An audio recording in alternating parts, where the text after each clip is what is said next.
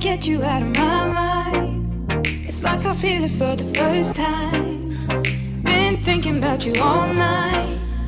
I've been searching for this all my life. You're just my type. I've been looking for a boy who can treat me right. Your dark hair with those eyes so bright. They look into my soul and it sparks my life. Can I take you there?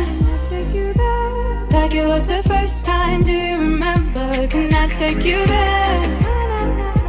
Back to when we felt like this was forever. Can I take you there? Like it was the first time, do you remember? Can I take you there? You're all I need. Can I take you there? Can I take you there? Hi guys! Welcome back sa ating channel. Ngayon ay May 1st. So naglalakad-lakad tayo sa downtown area sa may river landing ng Saskatoon. Tapos nakita ko to. Yung parang landmark ng City of Saskatoon. So, ayan. 1911 pala siya naging City of Saskatoon. Tapos, ikot-ikot namin kayo dito sa bandang area na to ng Saskatoon para makita nyo din sa mga nagbabalak na mag-migrate dito or mga gustong malaman kung anong meron dito sa Saskatoon downtown.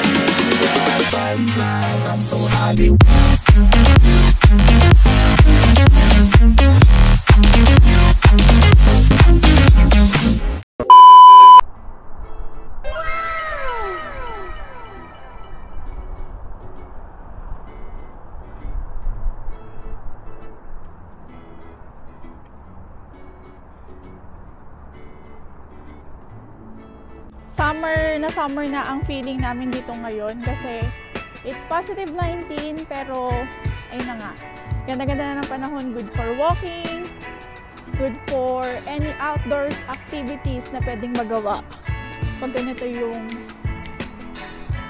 season.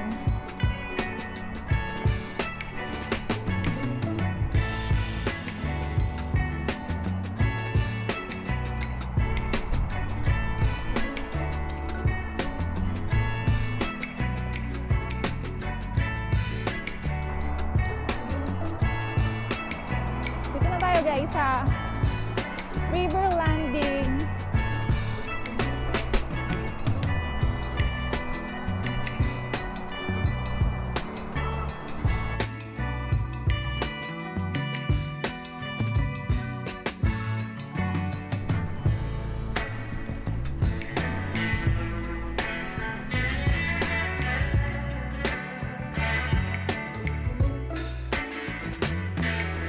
Ganda dito oh.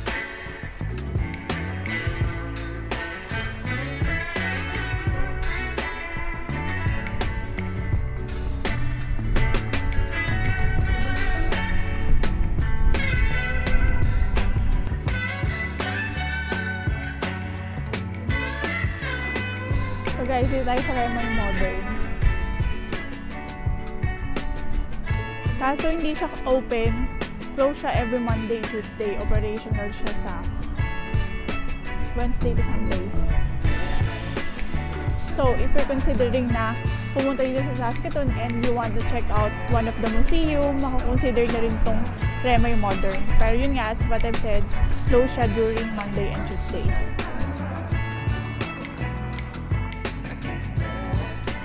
So guys, nag-walking lang kami din eh. So, yung area tong guys, na-share na namin to sa mga previous vlog pa namin. I think a year ago, nung naging active kami ulit sa pag-vlogging. Ito, nakikita niyo yung tulay. Ayan. Maganda kasi dito mag-walking guys. So, sa mga gustong pumunta dito sa Saskatoon, ito yung pwede nyo i-consider. River Landing. Another bridge here in Saskatoon. As you can see, pwede nang humiga sa damuhan dito. Kasi maganda na yung ano ng araw, papainit or nagpapaaraw. Tapos dito guys, pag magpapapupo kayo ng pets, nag-walking kayo like sa park or any kind of outdoor place, kailangan may dala-dala kayong plastic para din sa poop ng inyong pet. Hindi siya pa pwedeng iiwanin na lang basta yung poop ng pet nyo dito sa mga kung saan magpo-poop yung pet kasi bawal yun. Yan, kung gusto nilang naman mag-walking, pag rest day kayo, dito kami nagpupunta, ganyan. So magandang balita guys para sa Immigration, Refugee Citizenship of Canada or IRCC. So I'm happy to share with all of you na IRCC strike ends with employees to start reporting for work on May 1st, which is today at 9 a.m. So yun yung balita ngayon here in Canada na I'm sharing with all of you guys kasi 'di ba from last week na balita na nagkaroon nga ng strike yung pinakamalaking union dito, which is Public Service Alliance of Canada, na ang employees or member ng union ay mga nagwo-work sa federal government na ang included doon, yun nga ay ang IRCC and other government services and even CRA. So, balita na sa news na nag-end na yung strike ng IRCC, but yung sa CRA, I've heard from the news as well na ongoing pa rin yung negotiation nila between the CRA and then the federal government. So, hopefully soon matapos na din kasi syempre may mga hindi pa nakapag-apply ng kanilang tax filing application. So yun. 120,000 federal public service workers who had been walking the picket lines in front of federal government offices like this one here, they'll now be returning to work as of 9 o'clock this morning after a tentative deal was reached between their union, the Public Service Alliance of Canada, as well as the federal government. The feds actually tabled a new contract on Friday. Negotiations continued over the weekend, and then that tentative deal was reached early this morning. They had been on the picket line since April 19th, so almost 2 weeks they were on the picket line. So a great resolution for 120,000 of those workers. But for 35,000 CRA workers, they do remain on strike. They are also part of the same union, the Public Service Alliance of Canada, but they have a different bargaining unit. So they remain at the negotiating table.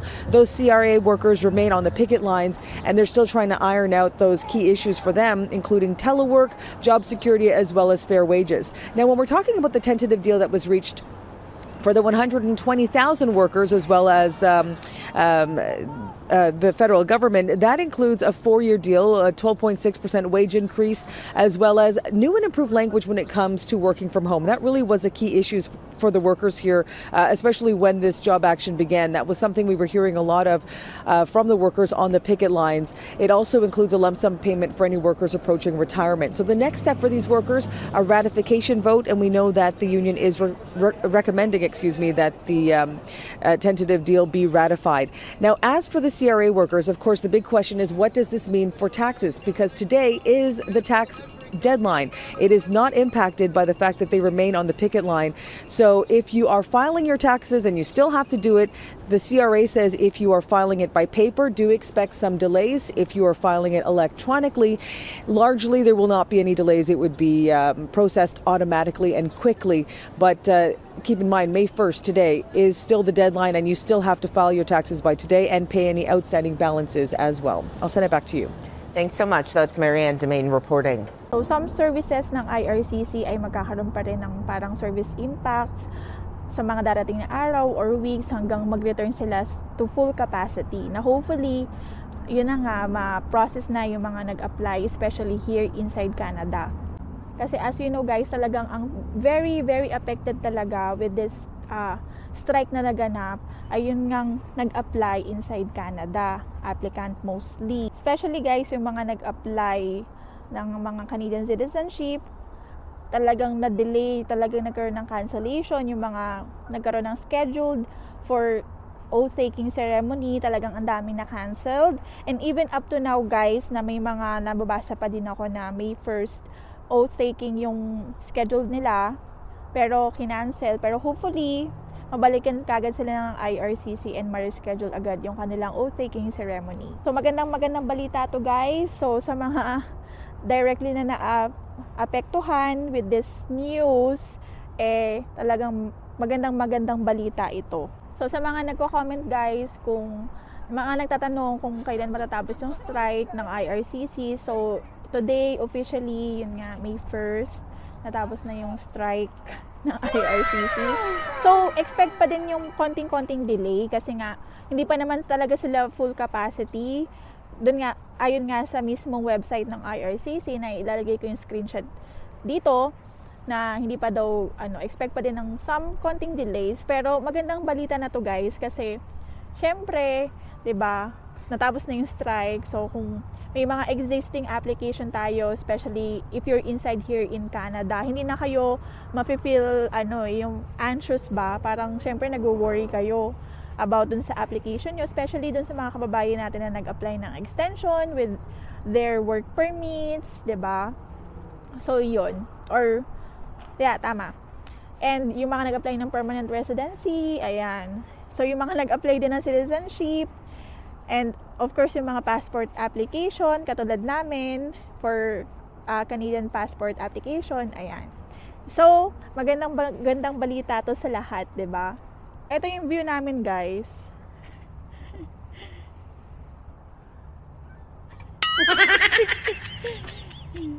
Ayan. Pag summer guys, dito sa River Landing, may mga dito yung mga musician nagpapatugtog. Yun yung last punta namin nung summer. Ay, nung COVID wala, no? Nung COVID wala. Yung nagpapatugtog, wala. Pero before, nung pumunta kami, I think year 2019 yun or 2018, nagpunta kami dito sa Saskatoon. Meron nagpapatugtog, ganyan. Katuwa. Live talaga yung yung park nila, yung itong River Landing mismo. You don't like